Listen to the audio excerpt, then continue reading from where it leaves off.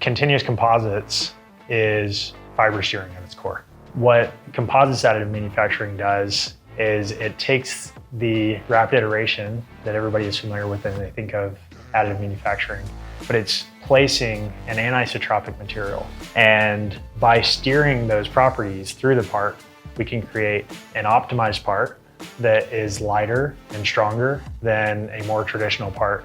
If we're focused on creating a preform, which is ultimately a composite part that's going to become carbon-carbon, there are many things that go into creating a preform on the traditional stance. And that usually results in building something that looks nothing like that preform, or very little like that preform, and then machining it all away. What we can do is not only optimize the way the fibers are placed for that preform, but also eliminate the waste, eliminate the amount of material that we need to densify, and generate it in days and weeks versus many, many months.